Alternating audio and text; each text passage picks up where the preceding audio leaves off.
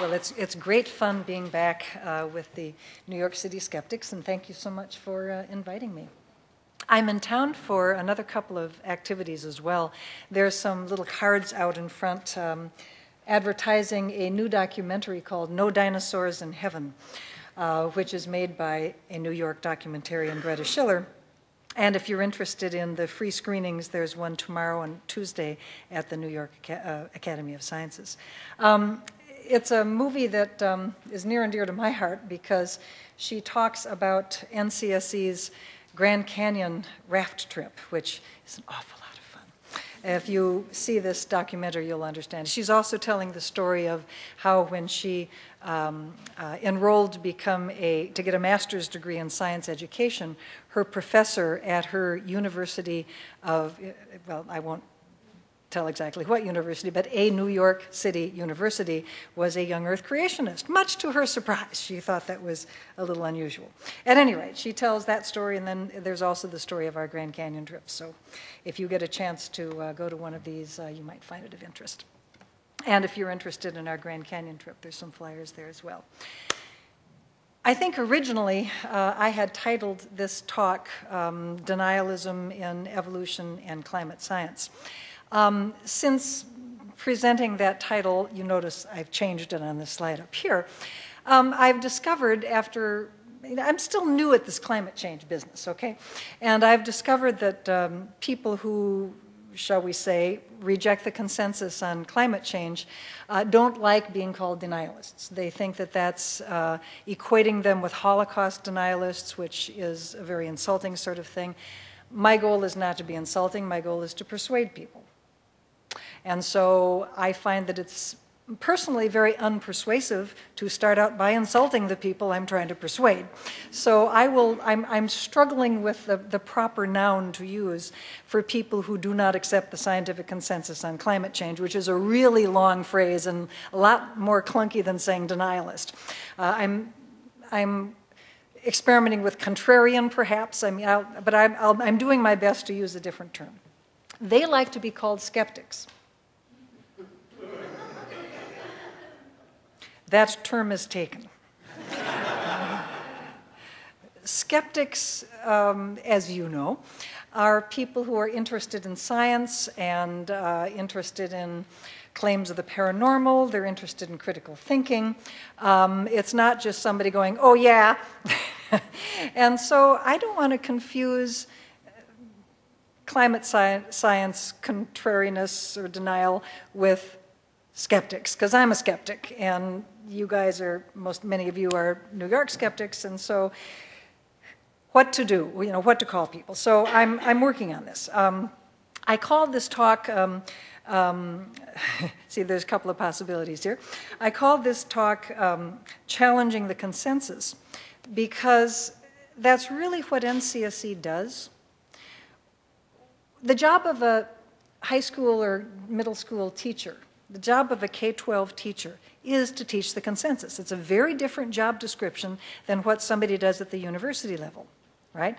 And so what a high school teacher should be doing is teaching the consensus view of history or literature or mathematics or science. And that's evolution, and as I will try to illustrate, that is also that the planet is getting warmer, and people have something to do with that. It is true that consensuses, if that's the plural, can change. They do all the time in science. But not all consensuses change radically. There's some, basically when a consensus establishes around a particular scientific explanation, it tends to stick unless there's a very, very good reason to change it, which is why there's been such a strong consensus around the idea that living things have common ancestors, the basic idea of biological evolution, for such a very long time. The data are very strong. Evolution is clearly the consensus view within science. Climate science has a rather shorter tenure, shall we say. Climate science, the idea of global warming has not been around nearly as long as evolution, but as I will try to illustrate, there is still a very strong consensus around it. Should the scientific consensus on either evolution or global warming change? Fine. That's called science. And teachers will accordingly change what they teach. But it's our opinion at NCSE, and perhaps you share this opinion, that when the scientific consensus in a field is challenged not for scientific reasons, but for ideological reasons and largely from outside the scientific community, that is worthwhile opposing.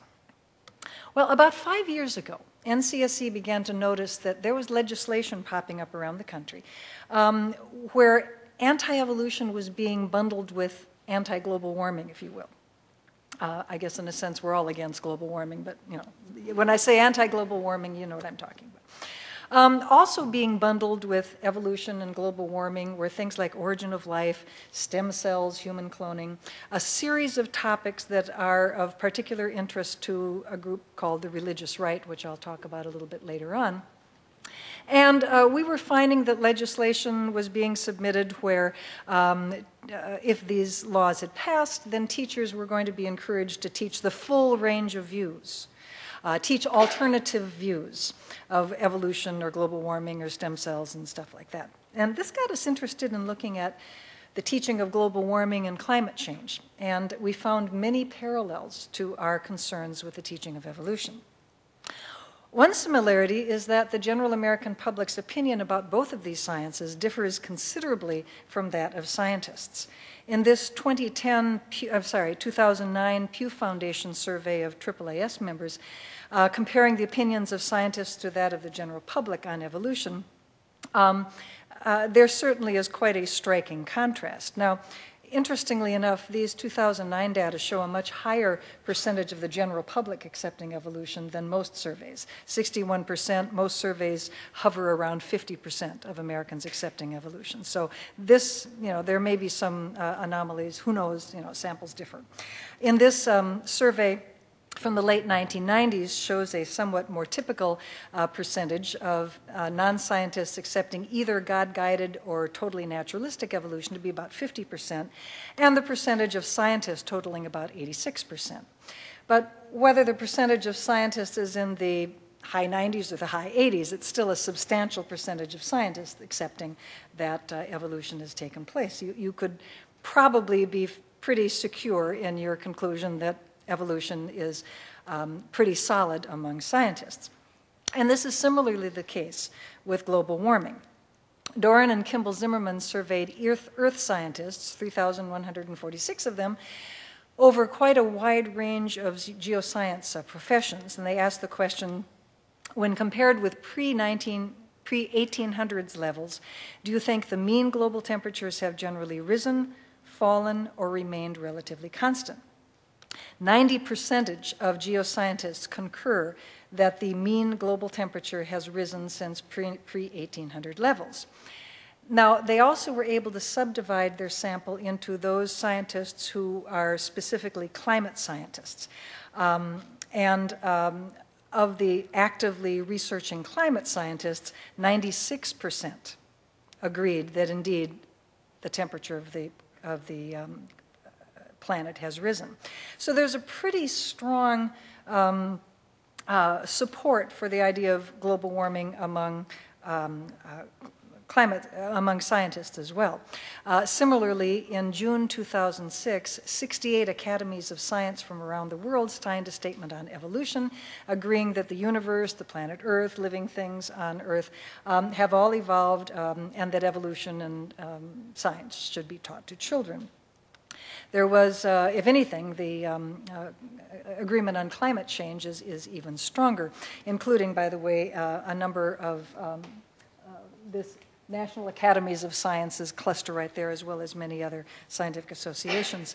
NCSE has a little book called Voices for Evolution that lists statements about evolution's real, it happened, from scientific organizations, religious organizations, educational organizations, civil liberties organizations, and it's all online, and the number of science organizations which have attested to evolution being valid science is very large. Interestingly enough, though, there's quite a difference between the solidity, if you will, of evolution and climate science among scientists and what the public thinks is the case. The Pew Foundation surveyed the public and found that the percentage of the public who says that scientists agree that humans have evolved is 60%, whereas in their data it was 97%. There's quite a differential between what the public thinks scientists are thinking about and the actual case with scientists. Similarly with global warming. A much higher percentage of scientists accept global warming than the public is aware. So let's talk about some of the similarities and differences, shall we say. When it comes to climate science, global warming particularly, there's a series of perspectives, if you will, sort of in rank order. Anti-global warming takes many forms. The strongest is just to deny that the planet's getting warmer at all. It's not getting warmer. A somewhat softer version is, well, it's getting warmer, but it's totally natural, it's cyclical, it's nothing to worry about. Humans have nothing to do with it. The third possibility is it's getting warmer, people are involved, but we can only accommodate to the change, we can't stop it. This third one is more of a policy issue. What do we do? Do we do anything, and what do we do if we can do something? I'm going to be focusing more on 1 and 2 because NCSE really doesn't involve itself in policy issues. That's not our area of expertise. So let's talk about the similarities and differences between evolution and global warming rejection. We find that there are 3 categories that you can fit both kinds of rejection into. The first pillar of rejection, if you will, is to challenge the science. The jury is still out. Scientists haven't quite come to conclusions. We have our scientists, you have your scientists. Claim that the science is unsettled or the science is weak. The second pillar is an ideological pillar. And as I will discuss, the ideologies differ depending on whether you're talking about anti-evolutionism or anti-global warmingism. The word denial is so much easier, but I'm working really hard not to use it. The third pillar is a cultural pillar in the sense that the arguments are based upon very strongly held American cultural values. Specifically values of fairness, values of free speech, values of hearing all sides. And this tends to be the strongest pillar.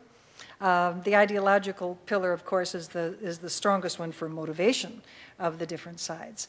But when it comes to persuading the public to one's point of view, the cultural pillar resonates very strongly, and I'll give you some examples of that. Here's how these pillars of rejection play out when it comes to anti-evolutionism. We talk about the pillars of creationism at NCSE. The first pillar, evolution, is weak science. This has been part and parcel of the anti-evolution argument for a very long time. Evolution and religion are incompatible is the ideological pillar. You have to choose. You are either a good guy, Christian creationist, or you are a bad guy, atheist evolutionist. It's a dichotomous relationship, and the whole idea of a Christian who accepts evolution is very foreign to this view, even if that's reality. And the cultural pillar is the fairness pillar. If you teach evolution, well, it's only fair to teach something to balance it out. And historically, the original argument was teach evolution, but balance it with the teaching of the Bible. Well, the First Amendment has something to say about that, and you cannot advocate religious views in the public schools.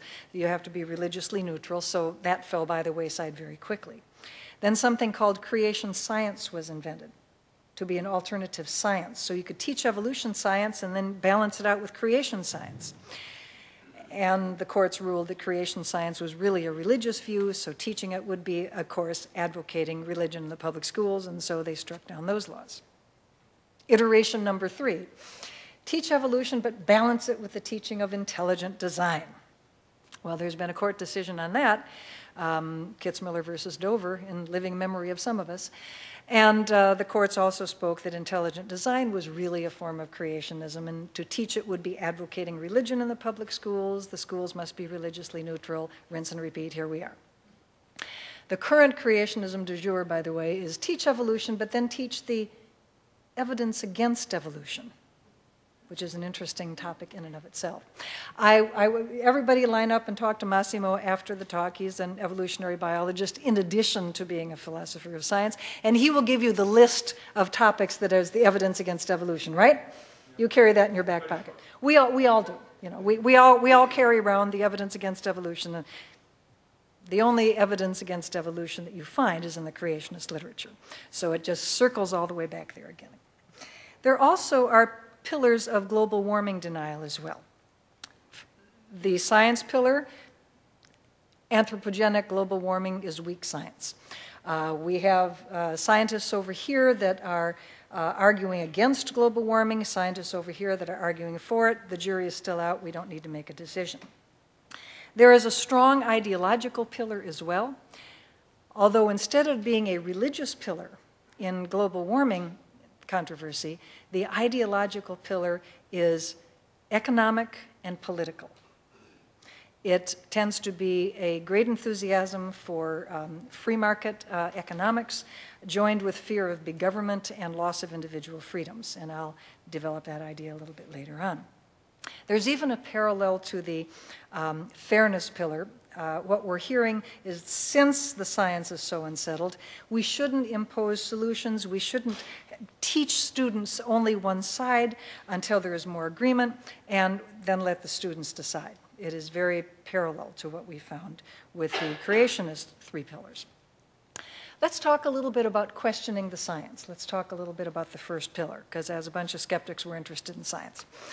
How do you question the science? Well, a major technique that was illustrated by Oreskes and Conway in their book Merchants of Doubt is to, again, try to convince the public that the science is unsettled. The jury is still out.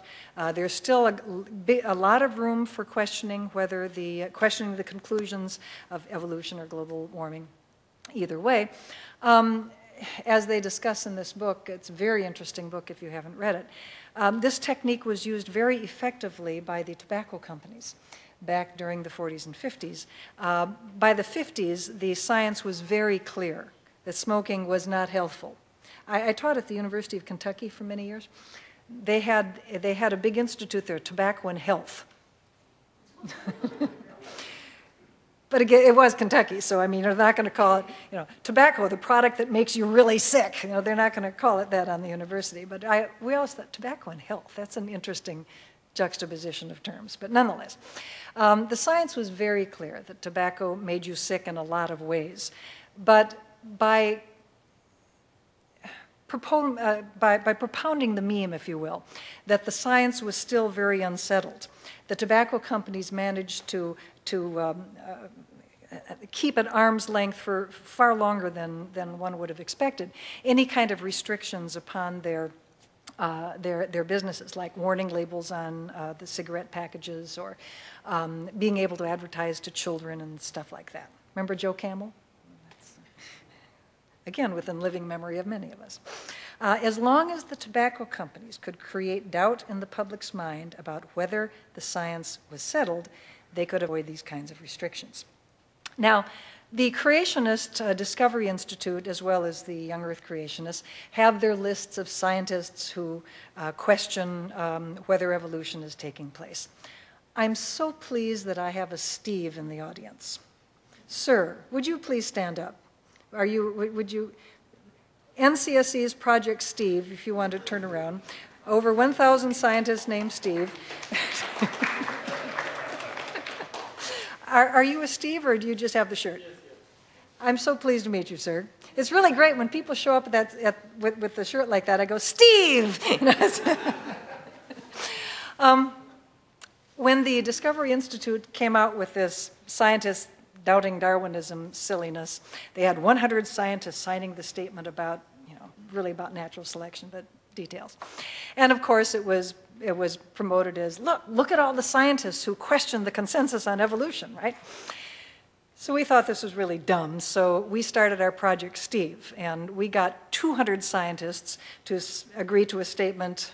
I don't think we have the statement on there. We had too damn many Steves. It's up to 1,000 Steves. Anyway, we had 200 scientists signing a statement that evolution happened, natural selection is important, don't teach creationism, basic kind of stuff. And all of our scientists were named Steve. okay, and Stephanie. And so, everybody got the joke very quickly. They had 100 scientists doubting Darwin. We had 200, and they were all named Steve. Who's got the consensus here, boys and girls? Steve, clearly. In honor of Stephen Jay Gould, of course, in New York. And of course, Project Steve has just been the gift that keeps on giving. What can I say? Every time there's an article about Project Steve, I get more Steves coming in over the.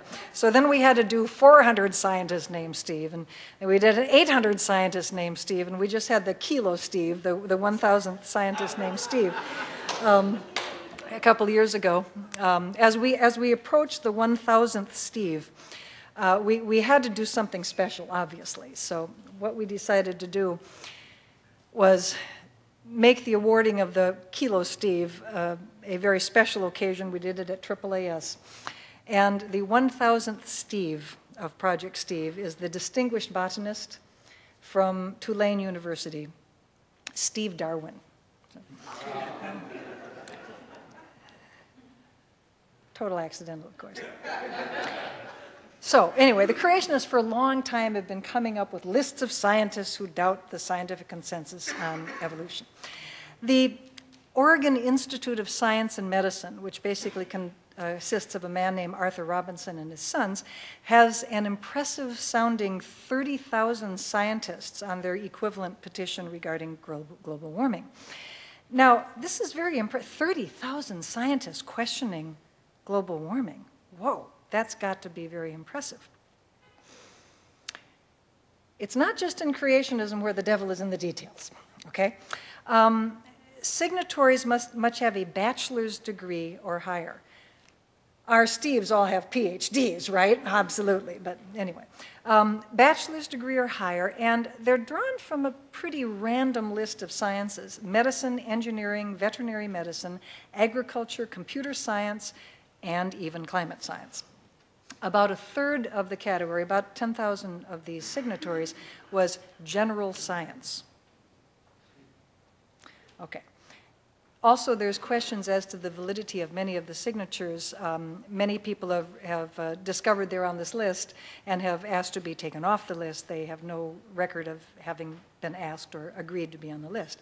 But even if they had 30,000 people with bachelor's degrees or better, when you think about the number of Americans who have bachelor's degrees or better in sciences, especially this huge wide range of scientists, even 30,000 is a very small number, counting back to approximately the 1970s, which is sort of the cohort that we would be included in this.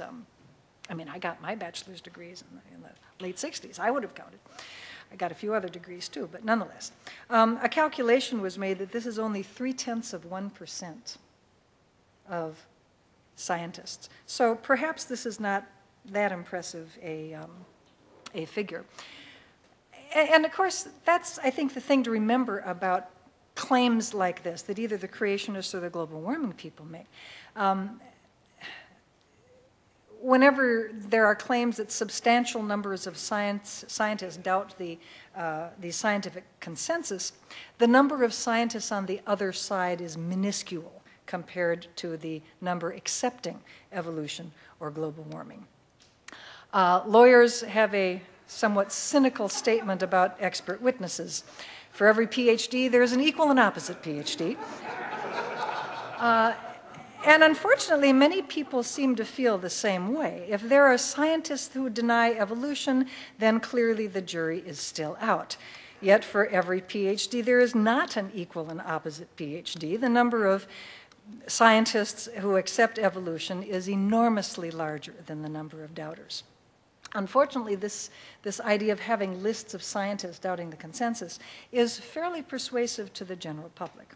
The same thing, of course, happens with global warming. It is not the case that for every Mike Mann, there is a Lord Monckton.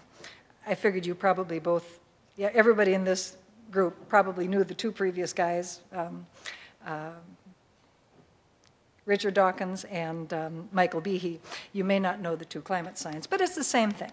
Now, I could fill up this side of the page with far more scientists than even in the evolution thing. The percentage is minuscule compared to the percentage of scientists who actually are accepting either climate science or evolution. Now, another way of questioning the science is to cherry pick the data. And this, of course, we're very familiar with within the creationist movement. It's quite classic. They're adept at finding an apparent anomaly and therefore challenging evolution. This, I love creationist comic books.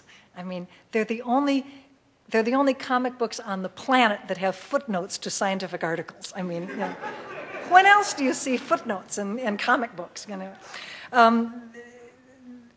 Lava rocks were checked in Hawaii by the potassium-argon method. It was said they were 3 billion years old, but the volcano erupted in 1801. Therefore, potassium-argon dating is worthless. Therefore, radioisotopic dating is worthless. Therefore, the Earth is young. Therefore, evolution didn't happen. Therefore, creationism. You all followed that reasoning, right? Okay.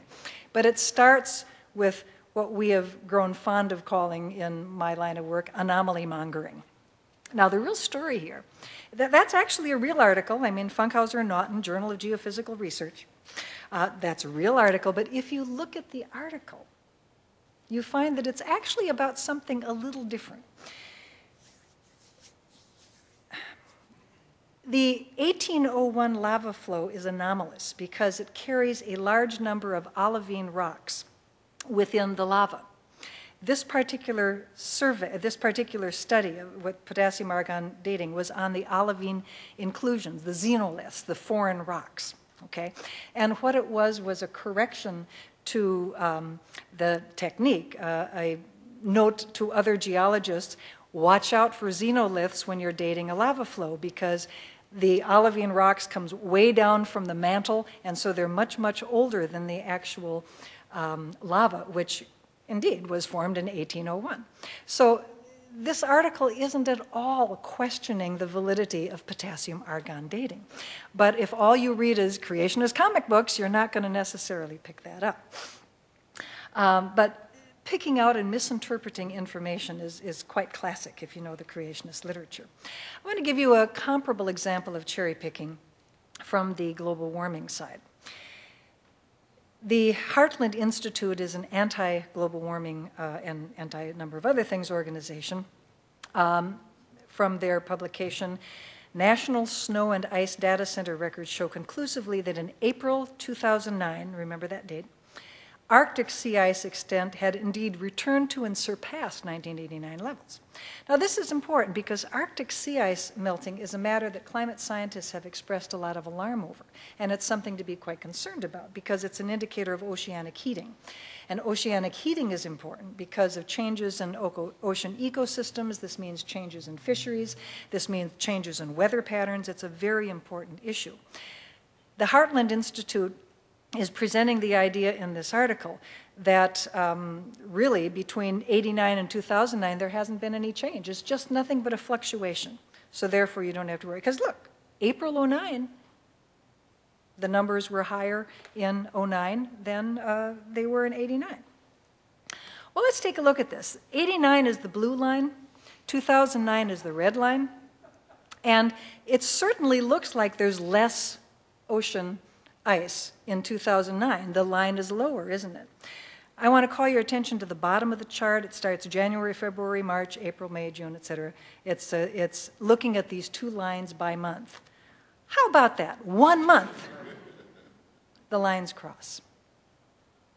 This is called cherry-picking data, okay? And certainly when we look at the data of Arctic sea ice volume, it's very clear that from 1979 to 2011, the amount of Arctic ice has indeed receded considerably, regardless of what happens in any given month. These data are from, I just downloaded this on my way over here. This is from September of 2011, so it keeps going down. I'm going to give you another example of cherry picking of data that's kind of interesting. The climate contrarian Joseph DeLeo, posted this graph last month on a popular anti-global warming site to illustrate that temperatures in the Arctic fluctuate. He's claiming that they fluctuate at about a 60 or 70 degree cycle, and therefore anthropogenic global warming isn't really anything to worry about. We're just in a cycle right now. And in fact, in the 1940s, the temperature in the Arctic was actually higher than it is in the present. And he cites his data from the Global Historical Climate Network. That's what GHCN stands for over there. And the sites that he listed were 6 sites mostly in Scandinavia. Well, looking at these data, it sort of looks like, what's the excitement about? Temperatures fluctuate, big deal. Well, the thing is, if you look at the GHCN data sites, there's actually 137 sites scattered around the poles. We're looking down on the North Pole here. You can see on the map there. And it would seem that if you're going to make a claim about the Arctic region, you should really sample a variety of sites around here, since you have 167 sites to choose from. Here are the 6 sites that Denialism used. They're all kind of close together. They're all basically in Scandinavia. 4 of, and basically 2 of them are, at the same place. So basically he's got 4 or 5 sites from 137. That's about 4% of the data. If you actually look at all of the sites from the GHCN, it is quite clear that the temperature is, in fact, getting warmer. And the temperature in the 1940s, there's no evidence that the temperature in the 1940s was warmer than that of today, and there certainly is no evidence of 60 or 70-year-old cycles. Now, of course, one of the hallmarks of science is replication, right? And this is the GHCN data. Let's compare these data to the NASA data from the Arctic, which is using different sites. It looks like a very similar pattern. The important thing is that there's no evidence of cyclicity. There's no evidence to support the conclusion that the 1940s were warmer than the current decade. So there seems to be a certain amount of cherry picking of data that's going on. This is perhaps something to keep in mind. Another way of attacking the science, the first pillar, is to attack the integrity of the scientists, which we find a lot of in the creationist literature. I don't know how many of you were able to see the Ben Stein movie Expelled.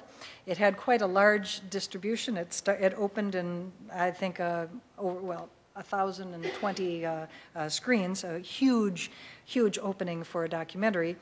Was a movie that, shall we say, was sufficiently uninteresting to the general public that it was out of the theaters within a couple of, within 6 weeks. You would be hard-pressed to find it outside of church basements. But in this movie, in Expelled, No Intelligence Allowed, this movie warns against not just the evil implications of evolution, but also accuses the scientific establishment of conspiring to keep the intelligent design scientists under their thumb and not let their bold new science be appearing in the journals and allow these people to be given university jobs. Of course, the thing is, if you're going to get in the journals, you actually have to produce science. What a concept. So attacking the integrity of scientists. They're in it for the money. They're trying to keep out opposing points of view. This is very, very common in the creationist literature. A nice example of this is the demonization of Darwin, if you will. Anti-evolutionists present their opponents as being motivated by the ideology of atheism. And in the creationist literature, the term Darwinism is an ideology. Darwinism is equivalent to atheism. And a Darwinist is someone who practices the ideology of atheism, as expressed in Darwinism. Got all the isms and the ists straight there. A very good example of this was in the first and second editions of the Intelligent Design textbook of Pandas and People, the 1989 version, the older one on the left, the more recent one on the right. And if you go through this book, you find things like if 2 structures are truly homologous in the evolutionary sense, they should have the same embryological origin. If 2 structures are truly homologous in the Darwinian sense, they should have the same origins. And similarly, thank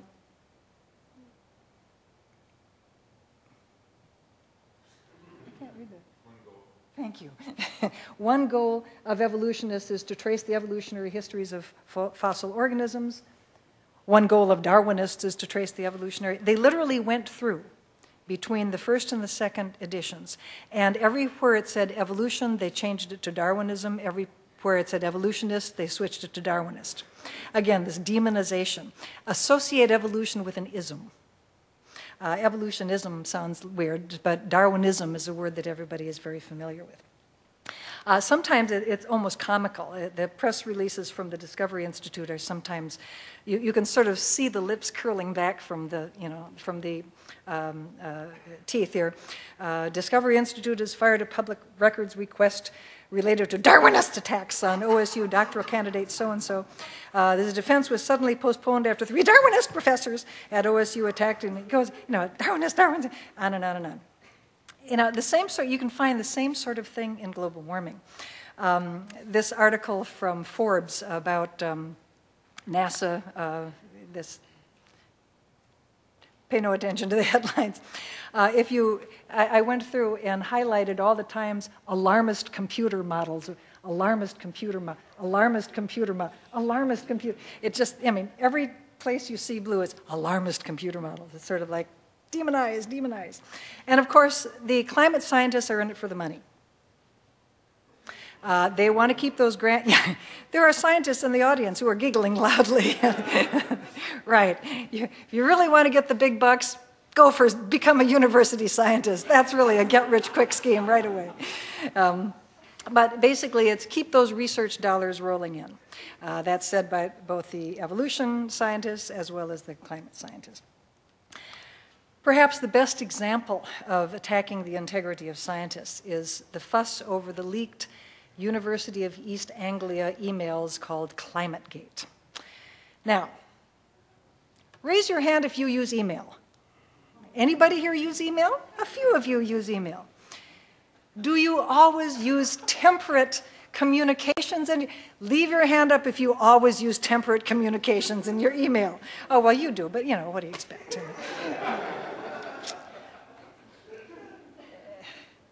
I actually tell my staff, don't write anything using your NCSE email address that you would not like to see printed on the Discovery Institute website. Seriously. Be temperate in your... Well, what happened? This is scientists talking to each other over a period of several years. Now, basically, there was just this big data dump. You don't usually think that anybody's going to be poring over your personal emails, line by line, sentence by sentence, examining them for who knows what kinds of comments. People tend to use shorthand in email. The question was raised as to whether there was collusion among these climate scientists to keep certain types of articles from being published, keep them out of the IPCC, the interagency panel for climate change. Blah, blah, thank you. I do know what the IPCC is. I've been reading climate literature that long anyway. I do want to call your attention to the fact that over 6 investigative agencies, both in the United States and in Great Britain, have examined these emails, have examined claims that there was collusion or that there was ethical or other kinds of wrongdoing, and have concluded that there was no violations of ethics. Probably the most serious accusation was directed against the University of East Anglia climate scientist Phil Jones, who was accused of hiding data showing a decline in temperature rather than an expected increase. An example of this accusation is UC Berkeley physicist Rich Muller's accusation. A quote came out of the emails, these leaked emails that said, quote, "Let's use Mike's trick to hide the decline." That's the words, "Let's use Mike's trick to hide the decline." That sounds pretty serious. Let's look at the whole quote. I've just completed Mike's nature trick of adding in the real temps to each series for the last 20 years, i.e. from 81 onwards, and from 1961 for Keith's to hide the decline. There seems to be a space between Mike's trick and hide the decline, for starters. Remember that. We're going to go on. What was this email about? Well, it wasn't about the IPCC or even about climate change per se. It was about Jones's preparation of the cover for a non-academic magazine being prepared for the general public, the World Meteorological Organization statement. Now, many of us write for the general public. You tend to simplify for the general public. This was an illustration for the general public at that. Now, first of all, do realize that there are thermometer measurements only from 1850 to the present. The rest of the data are called proxy data, and they are derived from tree rings, from ice cores, from lake sediments, things like that, that are indirect measures of climate change. So what is Mike's nature trick? Okay? Mike's nature trick, which he used in his 1999 Nature article on Northern Hemisphere temperatures, is to use estimated proxy data for the periods where there's no direct measurements, but to overlay the proxy data, see the red arrow there? To overlay the proxy data on the actual thermometer measurements from the 1800s on. This trick is to increase the accuracy of the data reporting. Now, it doesn't sound terribly nefarious. It doesn't sound like somebody's trying to pull wool over somebody's eyes. Mike's nature trick is in tricks of the trade, not how do we fool the public into thinking that there was a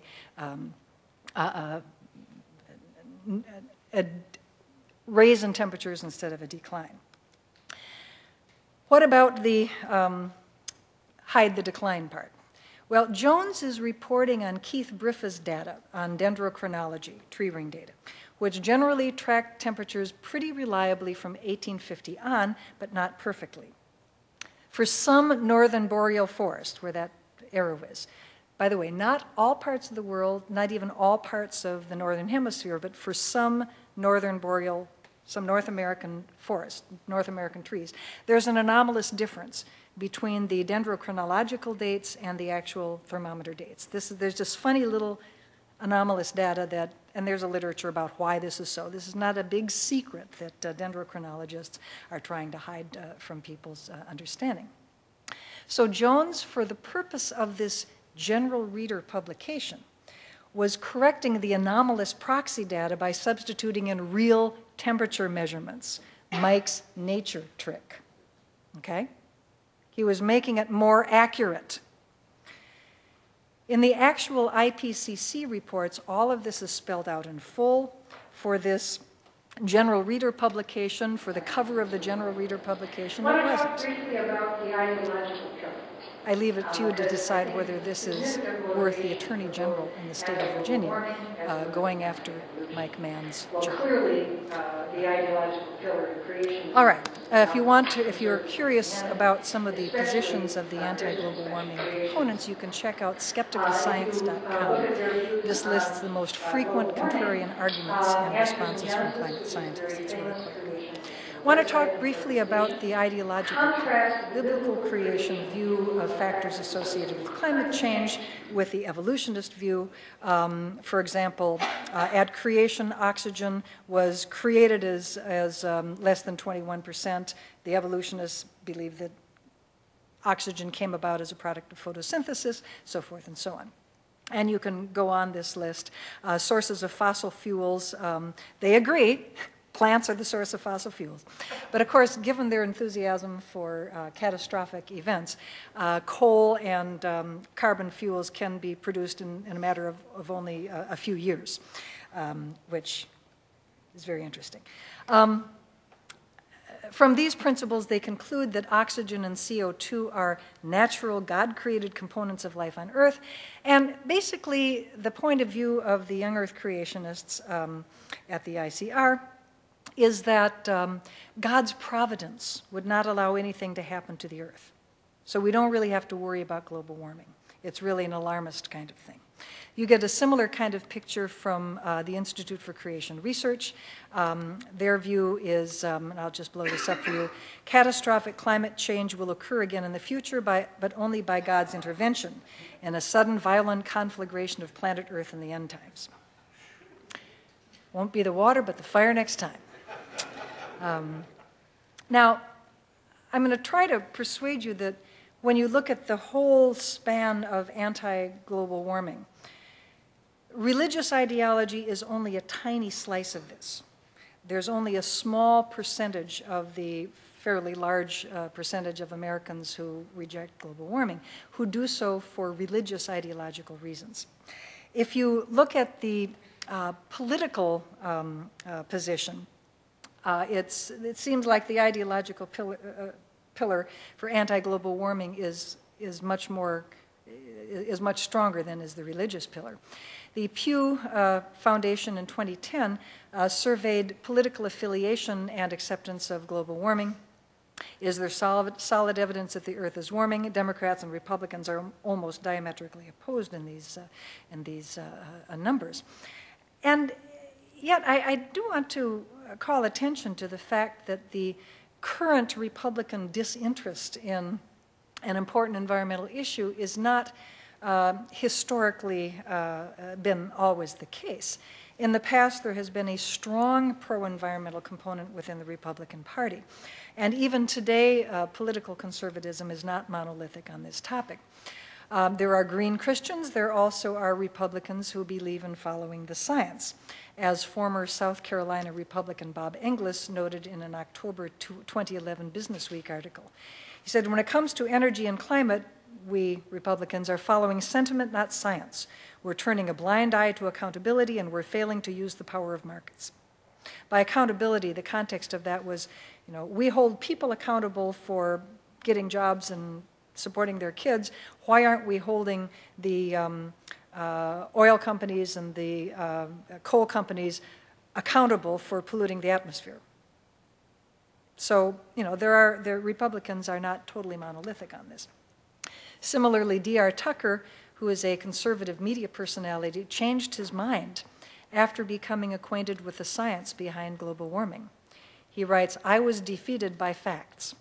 It wasn't all that long ago when I joined others on the right in dismissing concerns about climate change. It was my firm belief that the science was unsettled, that any movement associated with Al Gore and Van Jones couldn't possibly be trusted, that environmentalists were simply left-wing, anti-capitalist kooks. He changed his mind, and he now believes that he's trying to persuade other Republicans to join him in accepting the science of global warming and then figuring out something to do about it. There are Green Republicans. Republicans for Environmental Protection is a website that you can check out if you are Republicans or if you have friends who are Republicans. They quote George Shultz a lot, Ronald Reagan, other prominent Republicans. Notice in the corner there the National Registry of Green Republicans. May their tribe increase. Nonetheless, there is a disproportionate number of political conservatives and libertarians who reject the consensus on global warming. You can find plenty of quotations like this in various websites around the web.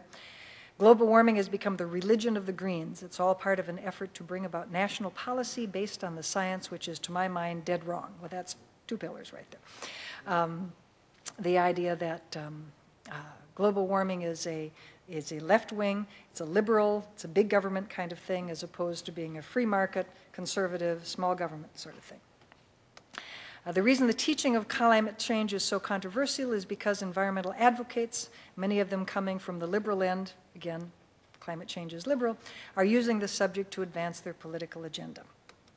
The Minnesotans for Global Warming, which is, I think, a great name for an organization. I grew up in Minnesota. I can kind of appreciate where these people are coming from. It's a funny name, but it is a very serious group. They picketed an appearance of Mike Mann earlier this month, at the 2011 Geological Society of American meetings in Minneapolis. They only got 6 people, but they did picket him. They did try to picket him. But like many anti-global warming groups, they believe that global warming is a hoax, and more importantly, we are wasting money supporting global warming research, and this is detrimental to our economy. I think it's a somewhat ambiguous sign, but this was, you could run off these signs and bring them to the demonstration against Mike Mann. Let's talk a little bit about political and religious conservatives, because this is confusing to many people. Religious conservatives hold certain religious views: the inerrancy of the Bible, a personal relationship with Jesus. They include evangelicals, fundamentalists, Pentecostalists, charismatics. There's many other terms. They prefer the term conservative Christian. Now, political conservatives, on the other hand, are people with confidence in capitalism as an economic system, opposition to taxation, belief in minimal government, individuality and personal liberty are elevated to a high state. Not all religious conservatives are political conservatives, right? Not all political conservatives are religious conservatives. The overlap is what's referred to as the religious right. This diagram is relevant to both of these controversies, but in different ways. When we're looking at anti-evolutionism, the religious right is reliably included within anti-evolutionism, certainly, but not all political conservatives are anti-evolutionists. Quite a lot of the religious conservatives are, but not all. Some of our strongest allies in the pro-evolution movement, of which my organization is part, are evangelical Christians who accept evolution, and they are very good ambassadors to their fellow Christians. Obviously I'm leaving out lots of variables. Education is involved in all of this. This is only a two-dimensional diagram. I can't put in too many variables, but so the anti-evolutionists would be slid this way. The global warming people, you have to slide the diagram the other way. Again, the religious right is reliably included among the anti-global warming folks, and most political conservatives are pretty reliably anti-global warming. You saw the poll data. But not all. There are green Republicans the same way. Not all religious conservatives are anti-global warmingists.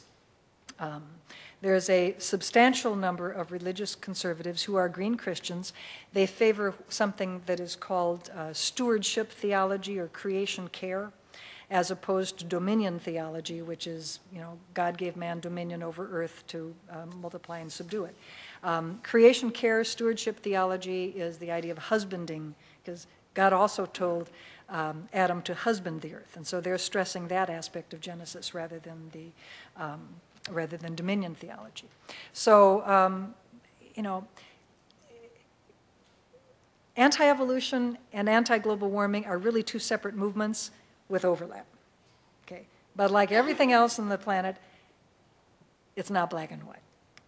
So, if we want to think about ecosystems of evolution and global warming, if you want to know about the science of evolution, the science of global warming, there are some very good websites that you can go to. You can go to Panda's Thumb for evolution. You can go to Real Climate. If you want specific rebuttals to evolution and global warming, I mentioned skepticalscience.com. For evolution, for anti-evolution, the rebuttals of the creationists, talkorigins.org is an excellent site, remains very high quality. If you have a problem in your state legislature or your state board of education or your local school board and you need some legal advice, then clearly the ACLU, Americans United for Separation of Church and State, People for the American Way, there are some civil liberties organizations that have stood up for evolution in the past, and many environmental groups have also taken on the role of bringing litigation to support things like Clean Air Act and the rest. If you want to know about how to teach evolution, if you want to know about how to teach global warming, there are lots of sites. The University of California Museum of Paleontology site, Understanding Evolution, is superb. Very good resources for teachers. There's other good resources as well, but that one is certainly the prime one. And there's many good global warming resources for teachers, how to better teach global warming. Climate Literacy and Energy Awareness Network, or CLEAN, is the acronym there. And the government also has a number of sites. NOAA, NASA, the EPA, they also have materials for teachers and how to do a better job of teaching climate change. If you want to keep the bad stuff out of the science classroom, for evolution, for the last couple of decades, you come to NCSE. But there has been an unfilled niche over here, unfortunately. And as we're discovering, teachers are starting to get hammered for the teaching of global warming.